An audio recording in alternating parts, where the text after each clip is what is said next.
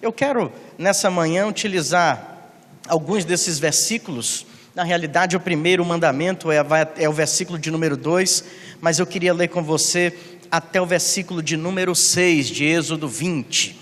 Mesmo assentados como todos estão, a palavra do Senhor diz assim: E Deus falou todas estas palavras: Eu sou o Senhor, o teu Deus, que te tirou do Egito, da terra da escravidão. Não terás outros deuses além de mim. Esse é o primeiro mandamento. E o segundo diz: Não farás para ti nenhum ídolo, nenhuma imagem de qualquer coisa no céu, na terra ou nas águas debaixo do céu. Na terra ou nas águas debaixo da terra. Não te prostrarás diante deles, nem lhe prestarás culto. Porque eu, o Senhor, o teu Deus, sou Deus zeloso, que castiga os filhos pelos pecados de seus pais, até a terceira e quarta geração daqueles que me desprezam. Mas trato com bondade até 1000 gerações aos que me amam e obedecem aos meus mandamentos. Vamos parar por aí nesse trecho que trata de toda a escrita dos 10 mandamentos, 10 mandamentos ditados pelo Senhor para Moisés, para que fossem transmitidos para o seu povo quando estavam naquela jornada ali no deserto. Ali Moisés como líder daquele povo. É interessante observar, irmãos, que quando à primeira vista, quando falamos sobre adoração, quando falamos sobre mandamentos de uma forma muito específica, voltada para esses 2 primeiros mandamentos, quando lemos: Não terás outros deuses além de mim, não farás para ti nenhum ídolo, nenhuma imagem de qualquer coisa, onde quer que seja, talvez a primeira coisa que nos venha nesse tema sobre adoração, sobre cultuar algo, alguém, seja, como falou o pastor Bruno, sobre a forma de adorar. E às vezes nós ficamos limitados, ou então concentramos nossa ideia de que adoração é cantar, adoração é música, adoração é cântico, e faz parte, nós estudamos isso nessa manhã, faz parte da nossa vida, da essência da nossa adoração, nosso louvor ao Senhor. Mas também precisamos ir um pouco mais adiante, nessa questão do culto que oferecemos a Deus, da forma como nos apresentamos diante dEle, como nos relacionamos com Ele. Quando Deus diz: Não terás outros deuses além de mim, nós podemos também ser tentados por alguns momentos, e acompanhando aí o segundo mandamento que diz: Não farás para ti nenhum ídolo, talvez de imediato possa vir em nossas mentes o pensamento de que eu posso estar livre disso, porque na minha casa, pastor, eu não tenho nenhuma imagem de adoração, eu não tenho nenhum santinho pregado na parede, eu não tenho nenhuma escultura a qual eu preste devoção, então eu passo fácil pelos 2 mandamentos.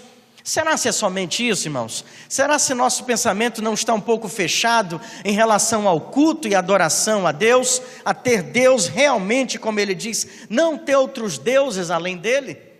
Conta-se aquela história, e eu não sei aqui quantos sabem, de um homem numa cidade de interior, muito enfermo, mas muito consagrado a Deus. E aquele homem, todos os dias, elevava suas orações aos céus e pedia ao Senhor a cura daquele problema de saúde que ele tinha. Todos os dias ele invocava ao Senhor, buscava diante da presença de Deus a cura para o seu problema de enfermidade. E certa feita, um amigo seu daquela cidade vem visitá-lo e diz, acompanhando o sofrimento daquele homem, diz para ele: Olha, meu amigo, essa semana chegou aqui na cidade uma santa, e toda a comunidade aqui está reunida, e nós vamos fazer um grande culto para ela. Você devia ir lá solicitar a sua graça para que você seja curado. E aquele homem disse: Olha, eu confio no Deus Todo-Poderoso, é a Ele que eu peço a cura, é a Ele que eu clamo todos os dias. E aquele amigo voltou no dia seguinte, mais uma vez insistente, diz: Olha, você já está bom? Ele disse: Ainda não. Olha, a santa está na cidade, por que você não procura? Por que você não vai lá? Por que você não faz uma experiência? E ele disse: Eu creio no Deus Todo-Poderoso, é Ele que pode me curar. Passaram-se alguns dias, aquele amigo voltou lá na casa, uma amizade forte, verdadeira, e diz: Olha, você já está bom? Ele disse: Não, ainda não estou bom. Por que você não vai? Por que você não vai com a gente lá? Tem a santa, continua aqui na cidade. E aquele homem disse: Então tá bom, hoje eu vou. E de certa forma aquele amigo dele ficou surpreso. E ele disse: Ele aceitou? E ele disse: Tá bom, eu vou com você agora. Você só me dá um minutinho que eu vou buscar o meu cachorro, eu vou colocá-lo, vou amarrá-lo aqui na porta, perto da varanda, para ele vigiar a casa. Ele disse, tudo bem. Passado alguns instantes, aquele homem voltou abraçado com um cachorro de gesso. E coloca ali na porta da sua casa, pega uma corrente, passa pelo pescoço, trava ali na frente da porta principal da casa, e aquele amigo olha para ele e diz, o que você está fazendo? Ele disse, eu estou colocando aqui o cachorro para vigiar a nossa casa. Mas esse cachorro é de gesso, esse cachorro não vai fazer nada por você, esse cachorro não vai vigiar a sua casa. Ele disse, é exatamente isso que eu penso a respeito da santa. É exatamente isso que eu penso. De ter depositado a fé, criado uma crença em algo, não é nem alguém, em algo que não pudesse fazer nada pela sua vida. E aquele amigo saiu silencioso daquela casa e nunca mais insistiu a respeito da sua crença e nem da crença que o seu amigo vivia em Deus. Mas o fato é, meus irmãos e amigos, que a questão do Deus que nós temos, a questão de quem nós adoramos, não se limita somente a imagens. É importante observar que nós tenhamos o entendimento que quando Deus falou, não terás outros deuses além de mim, Ele estava se referindo a um universo muito maior que interfere diretamente na nossa fé, na nossa postura como adoradores, na nossa crença, naquilo em quem nós confiamos, ou melhor, em quem nós confiamos. Quando Deus falou, não terás outros deuses além de mim, não farás para ti nenhum ídolo, nenhuma imagem, o Senhor estava querendo canalizar a verdadeira adoração, querendo canalizar a fé poderosa, querendo canalizar a sua crença naquele que criou você, no Deus Criador, dos céus, da terra, de nossas vidas, que conhece muito bem a nossa realidade. Agora, Ele não se referia somente a imagens, Ele não se referia somente a ideologias, Ele se referia também à postura de coração. É bem certo que quando o Senhor ditou esse mandamento ali para Moisés no deserto, e é interessante observar que na mesma ocasião em que Deus ditava esse mandamento para Moisés, o povo de Israel, lá embaixo no monte, aos pés do monte, exigia de Arão que fosse levantado um Deus, ou deuses substitutos para que eles pudessem adorar.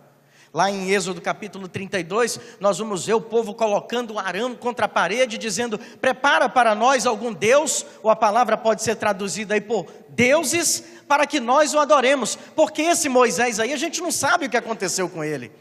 O povo necessitava de um objeto de adoração, e Deus que estava ali, Moisés que estava ali diante dos pés do Senhor em profunda adoração, havia sido esquecido, apesar de tantas maravilhas já efetuadas até aquele momento na vida do povo de Israel, principais dela, a libertação do Egito. O povo havia se esquecido a quem deveriam cultuar, o povo agora queria um Deus substituto. E observe, irmãos, o cuidado de Deus pelo seu povo. Quando Deus dita esse mandamento para Moisés ali do alto do monte, Deus conhecia muito bem o perfil daquela nação. Deus conhecia muito bem as tendências espirituais do povo de Israel. Deus também conhecia as ameaças espirituais contra eles. Uma passada rápida sobre a vizinhança de Israel, nós vamos descobrir que o povo de Israel tinha como alguns vizinhos ilustres, podemos assim dizer, os filisteus, que durante muito tempo foram grandes inimigos do povo de Israel. Se o povo de Israel olhasse para o lado oeste, iria se conhecer, iria ter contato com a prática dos filisteus quanto ao culto. E os filisteus adoravam um Deus chamado Dagom. Para os filisteus, Dagom era o Deus responsável pelas boas colheitas e pela pescaria. Então o povo de Israel olhava ali para os seus vizinhos, via os filisteus, e os filisteus adoravam ao Deus que eles, no pensamento deles, era quem podia conceder boas colheitas, fartura no campo e muito peixe. Se o povo de Israel olhasse agora para o lado leste, iria encontrar ali os moabitas e os amonitas, outros vizinhos deles. Nesse caso, os amonitas e os moabitas adoravam dois deuses principais, Quemós e Moloque. E o que eles acreditavam? Que esses agiriam em favor do seu povo, desde que eles sacrificassem algumas coisas para eles. No caso de Moloque, o sacrifício exigido eram crianças. Os amonitas e os moabitas entregavam seus filhos para serem sacrificados, para serem queimados no seio, no centro de uma estátua, acreditando assim que teriam favor dos deuses, que assim receberiam as bênçãos que necessitavam para o seu dia a dia. E se agora o povo de Israel olhasse agora para o norte, lá encontraria os fenícios. E os fenícios, no meio a tantos cultos marcados por orgias, marcados por bebedeiras, cultuavam a deusa da lua, Astarote, e que eles diziam que era a deusa responsável pela fertilidade. Esses eram os vizinhos do povo de Israel. Deus, conhecedor de todas as ameaças espirituais do seu povo, dita um mandamento para que Moisés o transmitisse para eles: não terás outros deuses além de mim, e não farás para ti nenhum ídolo, nenhuma imagem sequer, por causa de tantas ameaças espirituais. Mas voltemos para os nossos dias. Depois de observar todas essas ameaças espirituais, essas ameaças em relação a deuses a quem cultuar, que o povo de Israel sofria, observemos os nossos dias, e nós poderíamos nos perguntar: temos ídolos hoje? É claro que a cultura popular mudou. Hoje a incidência de imagens de escultura, de gravuras nas paredes, hoje isso é visto com bem menos intensidade que no passado, que se proliferava e se ensinava e apregoava na Idade Média e até mesmo em tempos não muito remotos. Você pode dizer: esse mandamento talvez já esteja um pouco ultrapassado, pastor. Talvez não haja tanta ameaça como existia quando Deus ditou esse mandamento para o povo de Israel, que dizia, quando o povo de Israel olhava para tantas possibilidades, para tantos oferecimentos e disponibilidades de deuses, você dizia, aquilo era necessário, esse mandamento era super relevante para o povo de Israel, mas hoje não há tanta necessidade. Hoje essas forças estão mais enfraquecidas. Hoje a mentalidade humana é mais avançada, o pensamento religioso é mais aprofundado. Talvez não precisamos da orientação sobre esse mandamento. E a pergunta é: você tem ídolos? Não estou falando da imagem de escultura, não estou falando da gravura na parede. A minha pergunta é: você tem ídolos, apesar de tanta mudança nesse mundo que nós vivemos? Observem comigo por alguns instantes. Será se não existem ídolos da modernidade que estão ao nosso redor, assim como os deuses dos moabitas, dos amonitas, dos fenícios e dos filisteus estavam ao redor do povo de Israel naquela época? Analisemos por alguns instantes se não sofremos ameaças espirituais e oferecimentos de tantos deuses que querem penetrar na sua vida e querem um momento, querem um espaço, querem ser objeto de adoração no seu viver. Observe bem isso. Talvez, quem sabe, as imagens de esculturas tenham sido substituídas por tantos outros deuses que são mais acessíveis de nos enganar e de ocupar o nosso pensamento, o nosso dia, e de certa forma, direta ou indiretamente, consciente ou inconscientemente, você pode estar adorando eles. Falemos sobre os deuses modernos. Por que não falar sobre tantos deuses que existem e que às vezes nós criamos algumas definições para tentar camuflar alguns problemas e algumas ameaças que são tão óbvias na conduta e na vida espiritual do povo de Deus na terra? Falemos sobre o Deus do sexo. Quanto tragédia, quanto estrago, quantos valores familiares são jogados na lata do lixo, quão enfraquecido ficou o matrimônio e todos os valores que a família defendia e ainda defende, apesar dos tempos difíceis, mas que o sexo se tornou um Deus para tantos. Vejam a pandemia chamada AIDS, que se assola pelo mundo, e qual a sua maior vertente?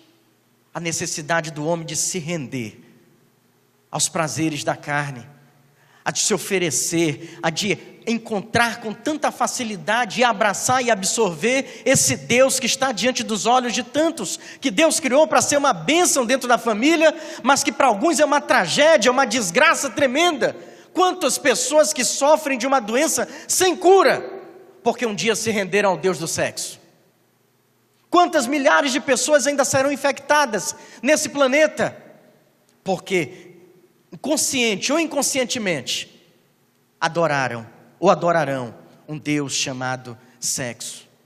Quanta destruição, irmãos, esse mundo tem sofrido por causa de pessoas que se rendem a essa bênção que Deus criou, mas que Satanás e o mundo conseguiram transformar num Deus e disse para a humanidade: vocês precisam cultuá-lo. Vocês precisam se prostrar diante desse Deus. Vale a pena, é gostoso, é prazeroso, as sensações são maravilhosas. Vale a pena se dobrar diante desse Deus, se prostrar diante dele, seguir os seus caminhos, obedecer o que ele está ordenando. O mundo segue nesse caminho. E o Deus do sexo está aí. Observe que não existe mais Moloque, não existe mais Dagon, não existe mais Astarote, mas existem outros deuses que nos ameaçam. Deus do sexo é um. Poderíamos falar sobre os outros deuses também. E aqui, irmãos, poderíamos citar o que também é para ser uma bênção, mas dependendo da sua relação, como você se relaciona com isso, isso pode se transformar um Deus na sua vida. E eu quero mencionar agora o trabalho. O trabalho que é uma bênção.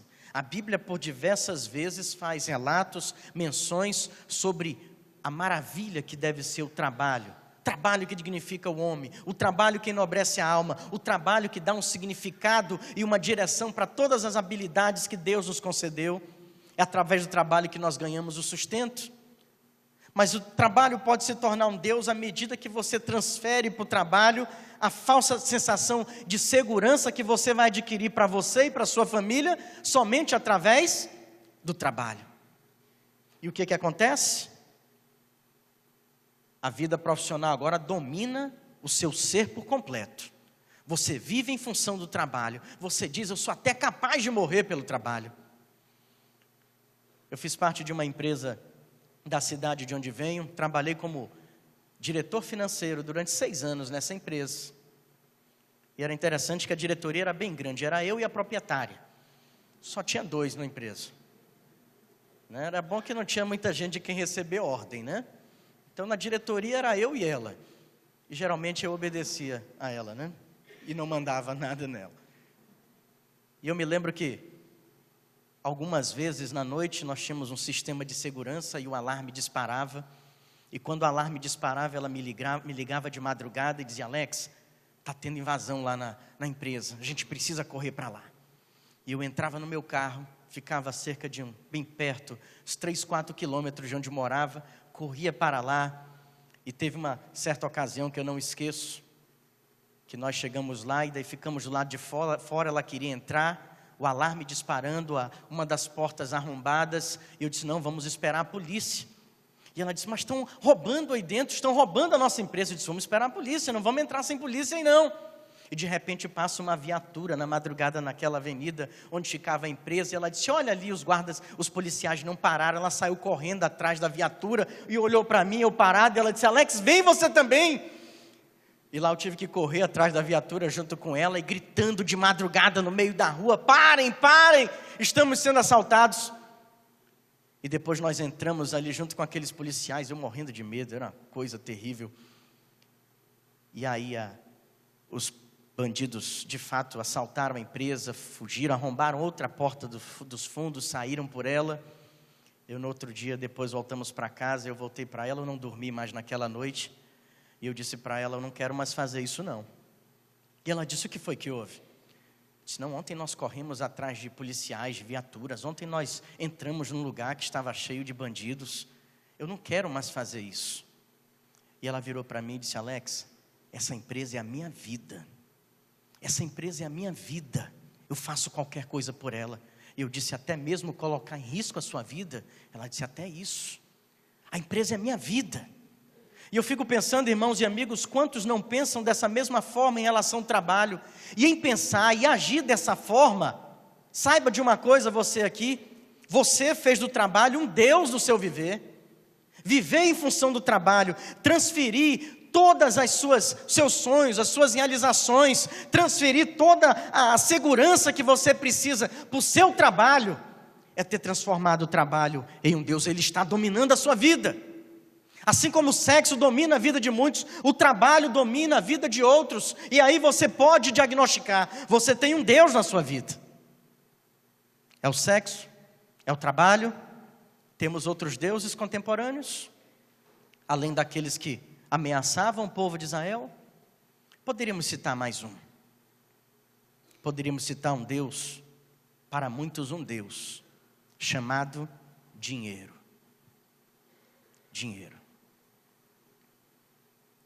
Jesus foi muito contundente quando ele falou. Ele fala infinitas vezes sobre o dinheiro e da forma como ele pode nos abençoar.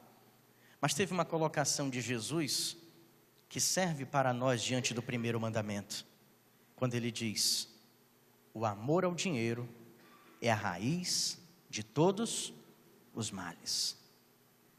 Sabe quando você está amando o dinheiro, ele já se transformou num Deus na sua vida.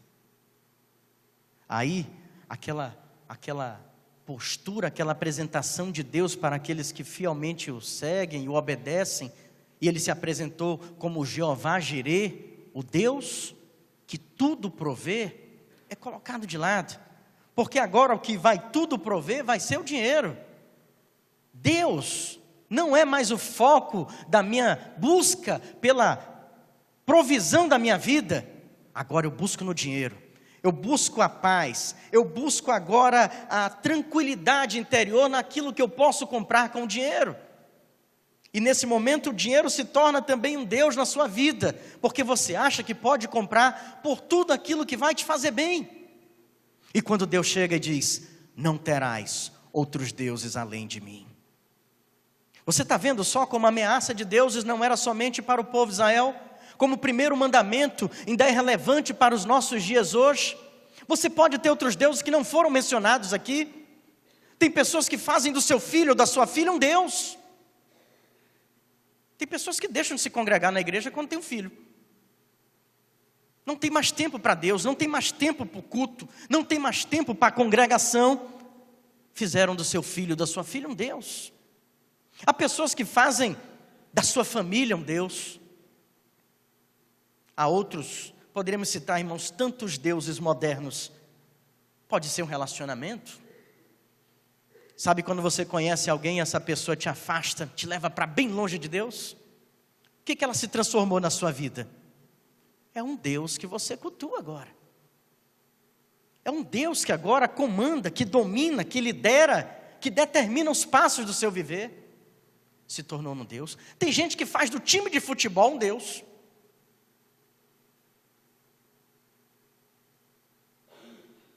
Qual é o seu Deus?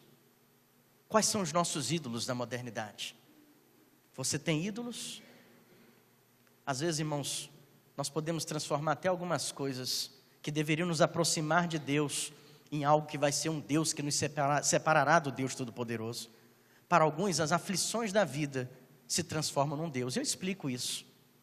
É quando você acorda, dorme e durante todo o dia sua mente, a sua alma, os seus pensamentos estão remoendo em círculo daquele problema, daquela angústia, daquela situação difícil que você está passando.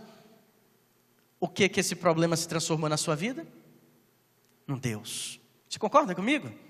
Se tornou o ponto principal da sua vida, a tal ponto de que Deus começa a ficar um pouco de lado, e agora há algo entre você e Deus.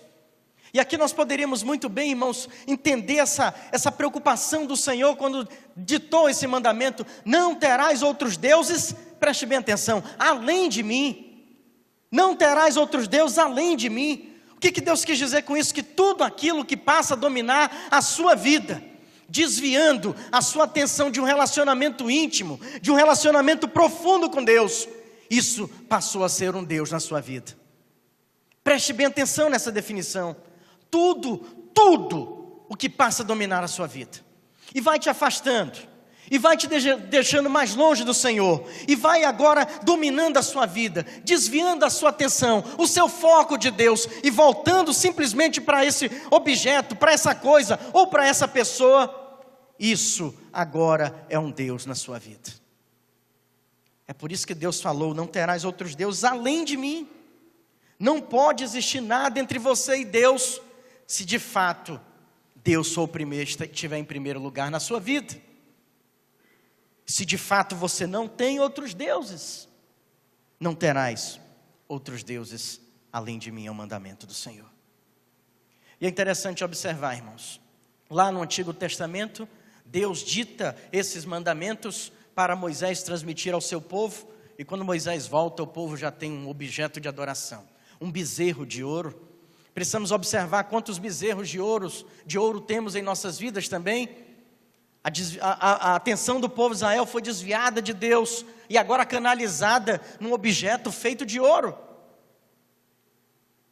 Enquanto Deus dizia para o seu povo: não terás outros deuses além de mim.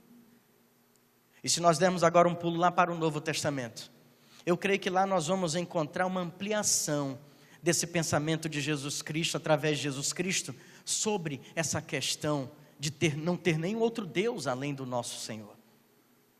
Por duas ocasiões, irmãos, Jesus vai ser questionado sobre qual era o maior mandamento. A primeira dessas ocasiões está lá em Gênesis, capítulo de número 22. Alguns mestres da lei estavam interessados em descobrir o pensamento de Jesus a respeito de algumas coisas, tentar fazer uma pegadinha com ele. E lá em Mateus capítulo 22, versículos 32 e 33, 37 e 38, melhor dizendo, Jesus é questionado da seguinte forma.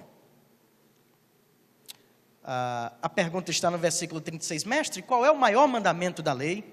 E Jesus respondeu: ame o Senhor, o seu Deus, de todo o seu coração, de toda a sua alma e de todo o seu entendimento. Este é o primeiro e maior mandamento. Observem a fala de Jesus. Ele diz: este é o primeiro e maior mandamento. Qual é? Ame o Senhor, o seu Deus, de todo o seu coração, de toda a sua alma e de todo o seu entendimento. Se você comparar com o primeiro mandamento apresentado em Êxodo 20, parece que há uma confusão aí, mas não há, e nós vamos já entender por quê. E também tem uma outra ocasião interessante, em que Jesus vai usar de certa forma esse mandamento, lá em Mateus, quando ele é tentado, logo no início de Mateus, na tentação, ali feita no deserto, nós vamos encontrar Jesus falando da seguinte maneira. Mateus capítulo 4, versículos 8 ao versículo de número 10, diz assim: depois o diabo levou um monte muito alto e mostrou-lhe todos os reinos do mundo e o seu esplendor, e lhe disse: tudo isso te darei, se prostrares e me adorares. E Jesus lhe disse: retire-se, Satanás, pois está escrito o quê? Adore o Senhor, o seu Deus, e só a Ele preste culto. Irmãos, essa palavra de Jesus chega para nós essa manhã. Chega para nós diante de tantas ameaças de ídolos contemporâneos que batem na porta do nosso pensamento, que estão diante das nossas famílias, que são apresentados nos meios de comunicação. A palavra do Senhor diz: não terás outros deuses além de mim, e Jesus acrescenta: somente ao Senhor adorarás e só a Ele prestarás culto.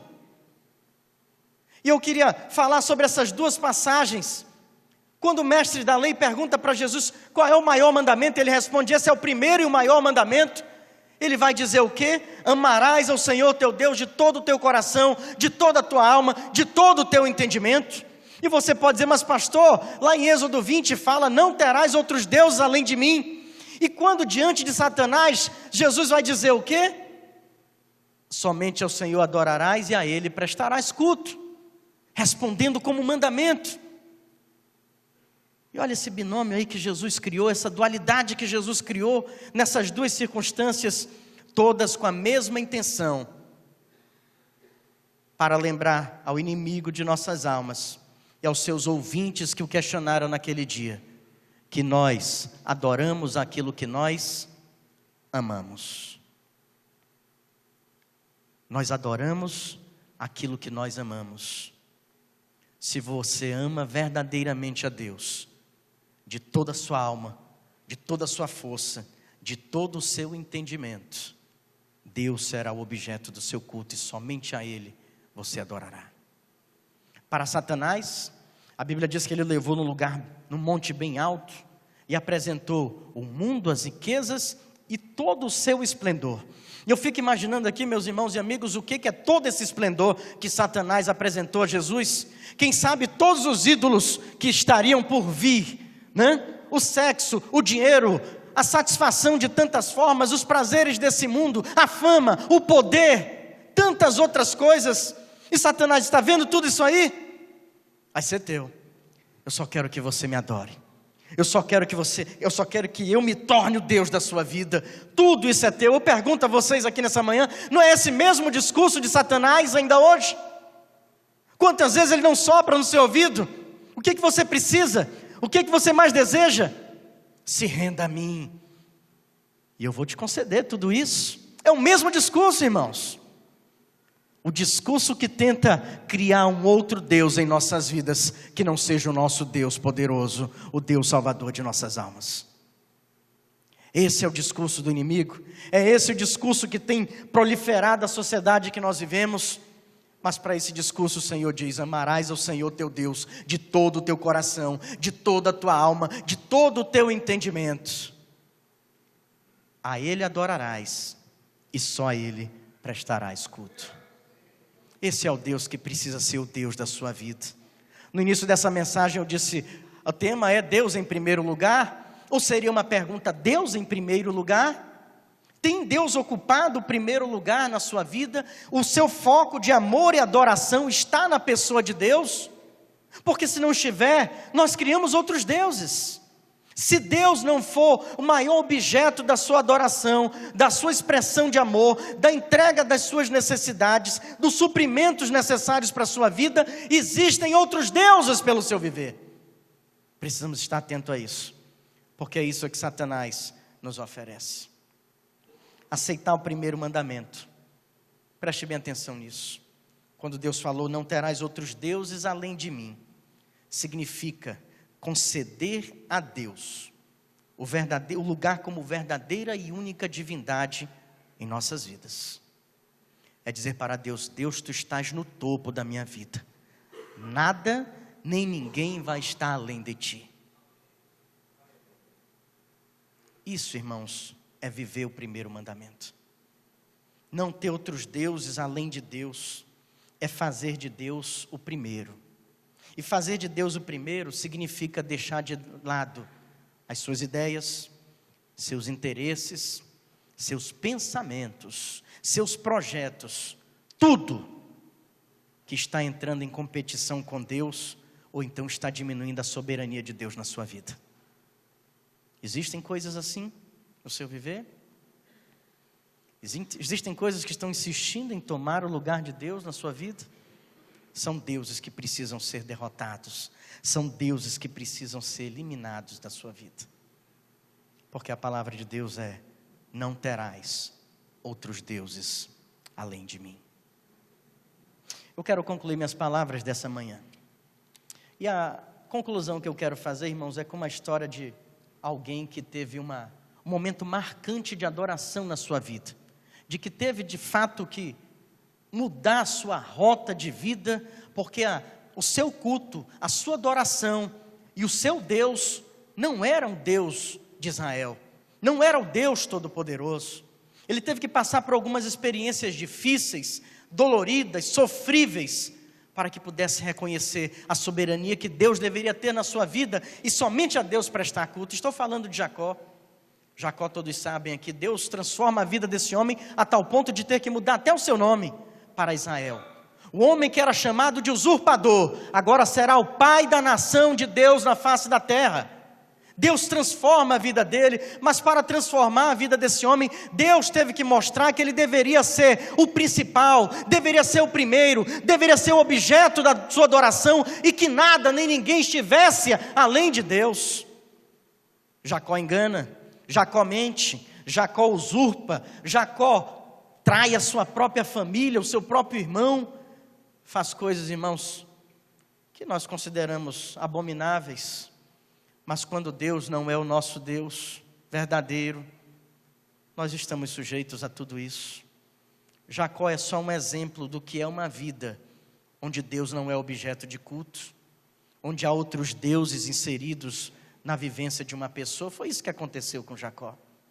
Jacó tinha como Deus as suas ambições, Jacó tinha como Deus a sua esperteza, Jacó tinha como Deus o desejo de estar sempre por cima e se dando sempre bem, independente do que aconteceria, das consequências.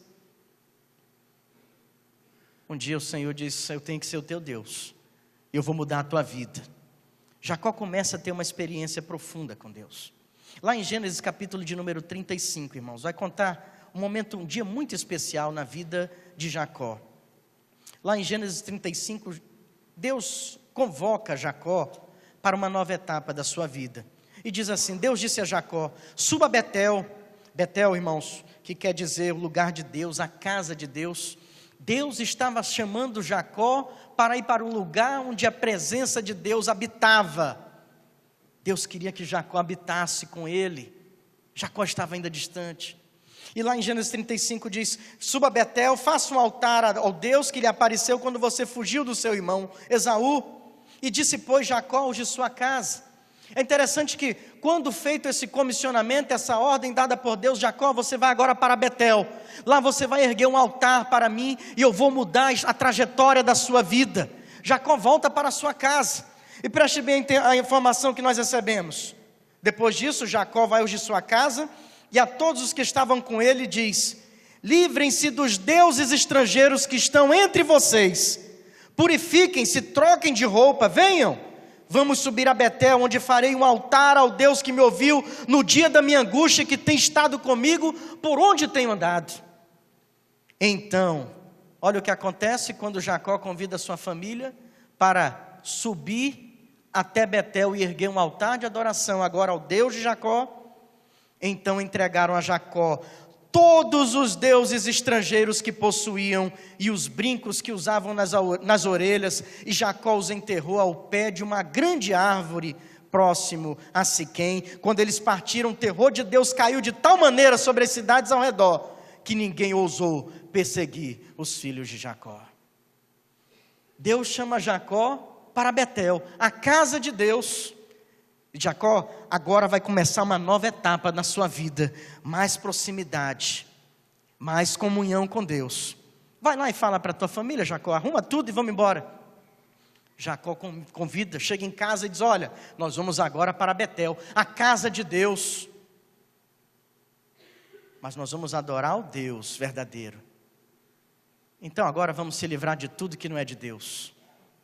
E aí começam a trazer um bocado de deuses. Na casa de Jacó havia muitos outros deuses, além do Deus de Israel. Duas coisas.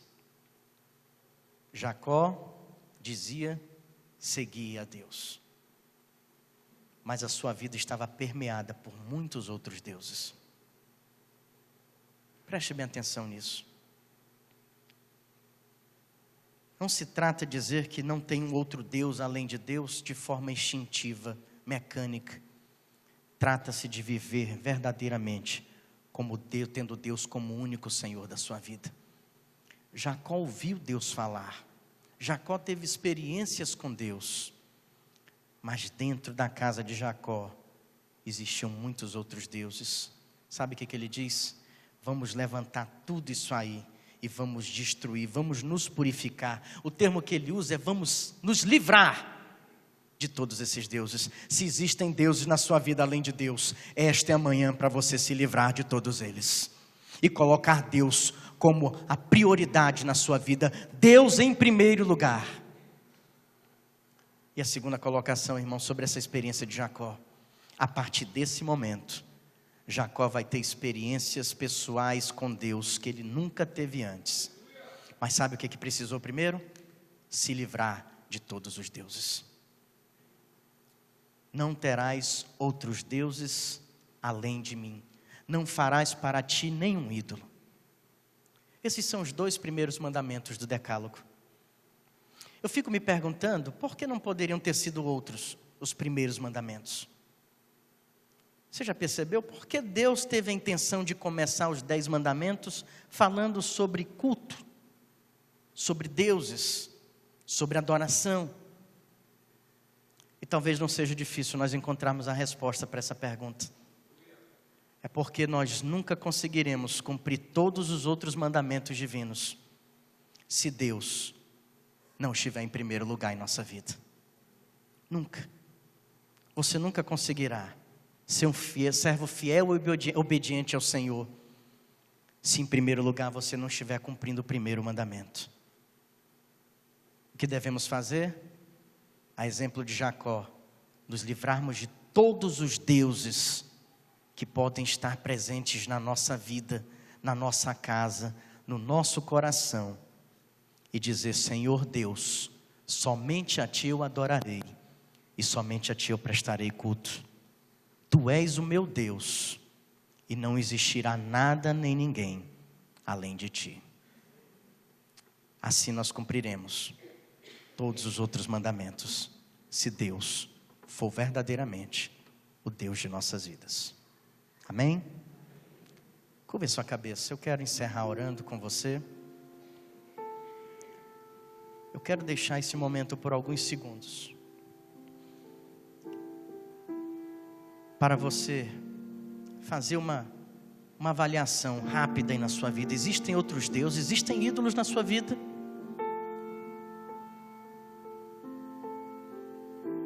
Existem ídolos no seu viver, assim como existiam dentro da casa de Jacó, que estão impedindo você de ter uma experiência profunda, pessoal e marcante e contínua com Deus. Existem deuses que precisam que você se livre deles nessa manhã, que fazem parte do seu cotidiano, que você declara que você é servo de Deus, você é serva de Deus, mas que ao olhar agora para as suas entranhas, você percebe que o primeiro mandamento está sendo rompido. Existem outros deuses além do Deus Todo-Poderoso. Existem outros deuses além do Deus de Israel na sua vida. Essa é a manhã para nos livrarmos deles. Você já parou para pensar que alguns impedimentos na sua caminhada com Deus, ou então na sua vida, estejam sendo marcados por causa da quebra do primeiro mandamento? Não estou falando de dizer que Deus é o Senhor da sua vida. Eu estou falando de verdadeiramente viver isso. Você tem ídolos? Você tem outros deuses além do nosso Deus? Se tiver aí onde você está sentado, você pode dizer para o Senhor em oração: Senhor, nesta manhã, eu lanço fora tudo aquilo que estava além de Ti. Tudo aquilo que, consciente ou inconscientemente, eu coloquei como um Deus, e tenho vivido em função dessas coisas ou dessas pessoas.